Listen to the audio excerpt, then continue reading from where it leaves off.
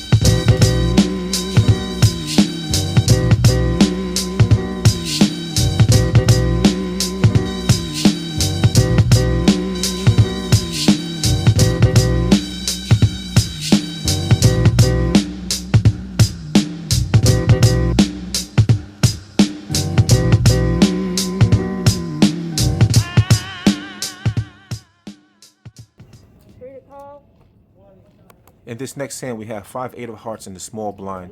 Action limps around to me. I make it $8 to go, and we go 3 ways to a flop.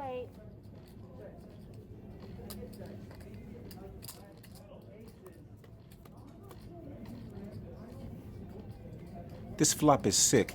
We flop it straight on a monochrome board, and we need to see where we're at. We need to extract some information. That's 15. Early position player bets 15. I make it 45 to go, and then Jason, sitting on my left, goes all in.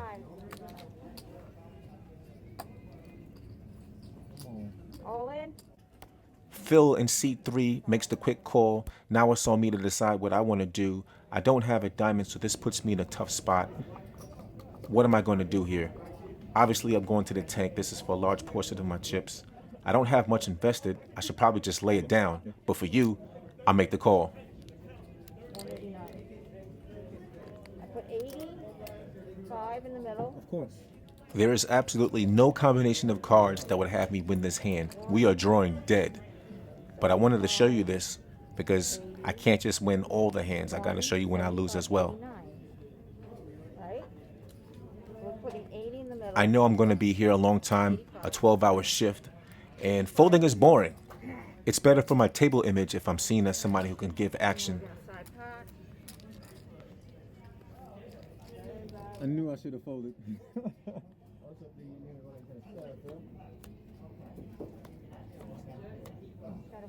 I will admit, it's tough to be in the hand and to watch all those chips go to somebody else.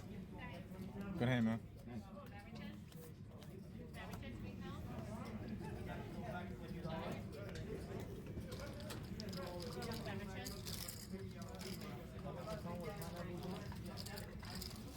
Thank you very much.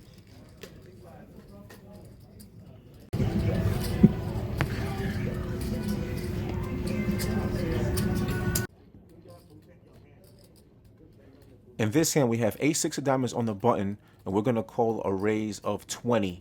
We go to the flop 4 ways.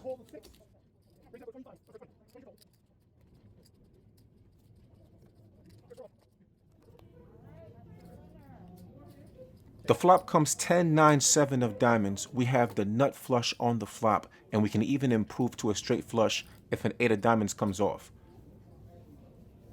Player on our right, Michael, bets 40. We make the call. We go to the turn heads up. 40 is the bet.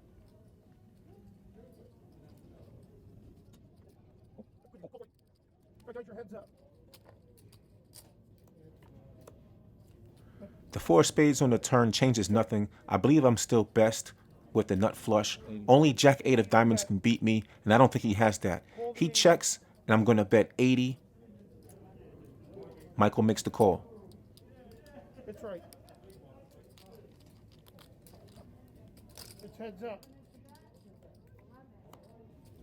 The 8 of hearts doesn't improve anything for me, but it proves to be a scare card for Michael as he checks, and when I bet 150, he lays it down saying that he believed he had me until the river. If I had to guess, I'd say that Michael probably had 2 pair or maybe top.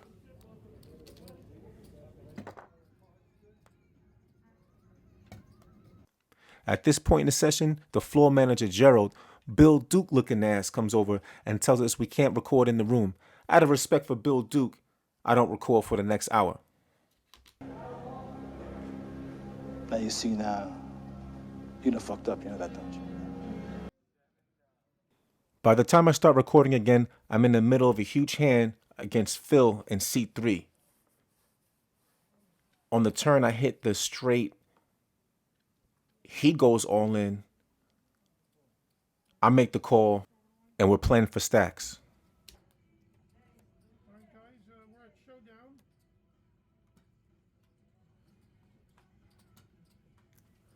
Phil shows 6-5 for having turned 2 pair, and I'm showing my 4-7 turning the straight. This is an absolute cooler for Phil. I'm sorry I had to do that to you, buddy.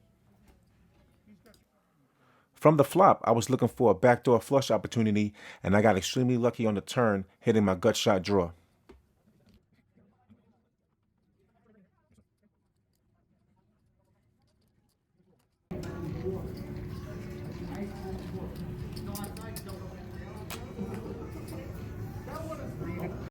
In this hand, we have jiggities.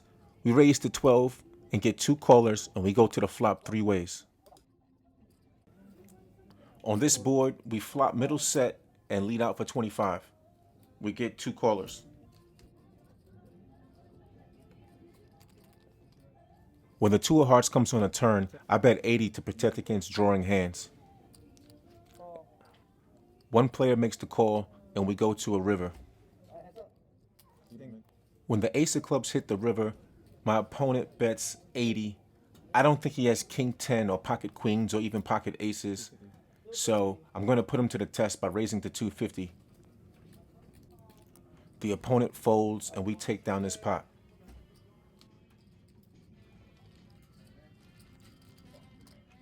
In this next hand, we play suited connectors and a 3-way limp pot. We flop the nuts and immediately start thinking about how we're going to extract maximum value. The big blind goes all in for 7.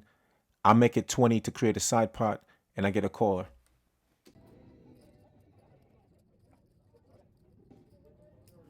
With the ace of clubs on the turn, I think I'm still best. I bet 60 and get a caller.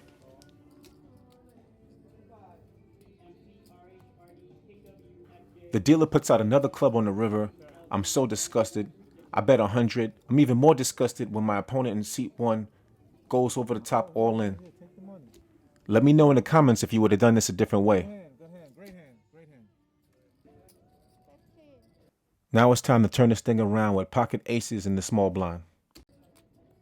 Early position player raises to 15. I make it 56. Seat 8 and seat 4 call. We go to a flop 3 ways. On this 3-9-6 board, I'm first to act and I lead out for 75. Seat 8 makes the call, and my man from Far Rockaway, Queens, goes over the top all in. Initially, I'm hesitant. I'm thinking if he has 2 pair or a set. Eventually, I make the call, and hopefully we get a clean run out.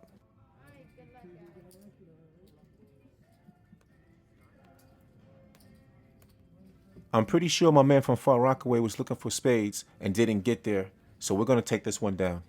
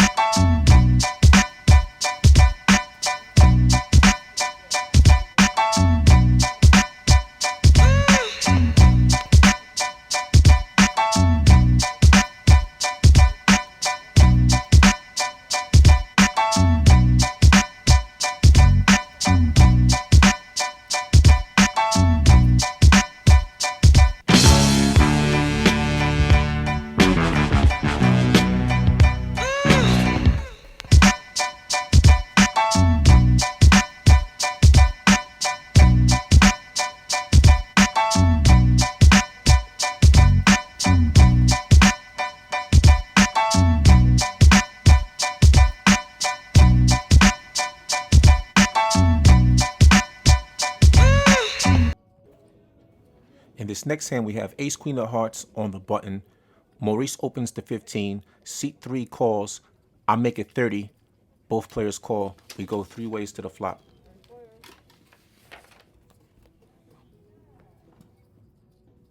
The flop comes 4-8-9 rainbow, and I'm going to bet 65 to push players off the hand. Both players call. On the turn, Maurice leads out for 100. Seat 3 goes all in for less. I make it 250 to go. Ultimately, Maurice makes the call, and we go to showdown. The river is the 10 of spades, and Maurice turns over pocket kings. He was a non-believer that I had the ace, and he paid the price. I couldn't tell you what the player in C3 had as he mucks.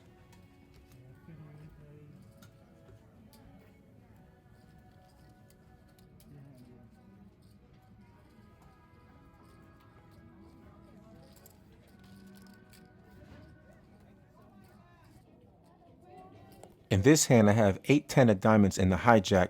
Action limps to me. I make it 12 to go, and we go to the flop 4 ways. The flop comes ace queen 3 with 2 diamonds. Early position player bets. There's a call. I raise it up to 80 to thin the field and put pressure on the other players. The turn brings the 5 of hearts. Seat 2 checks to me. I make it 150 to go to try to steal, push him off the hand. He calls. The river is the money card. So far we've been betting with air, but we get there on the river hitting our flush. We're just trying to keep our composure to see how much to bet, to see, what we can get him to call, because we want to get paid. Ultimately, we bet 250, and C2 makes the quick call. Not only will we beat the whole time with this ace, he has the nut flush, and we actually lose the hand. This is a cooler for us.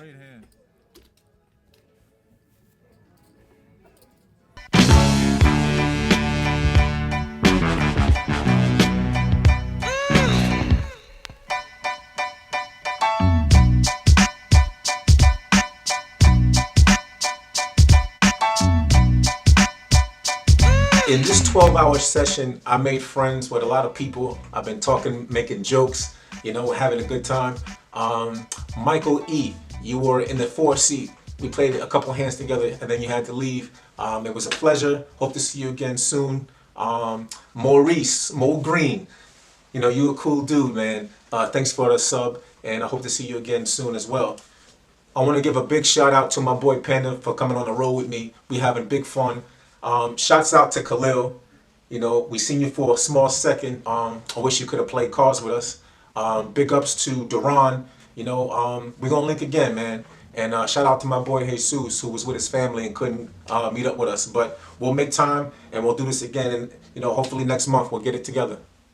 Hopefully those who follow the vlog, we can meet up and play at the casino. Bagada's still open. Harrah's is open.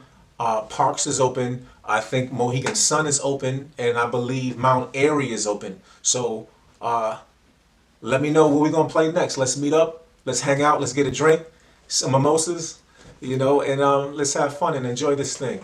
If you enjoyed the video, please hit that like button, and if you're new to the channel, please consider subscribing. In the comments below, please let me know if I misplayed any hands, and also let us know where we should play next. All right, I'm gonna see you in the next video. Peace.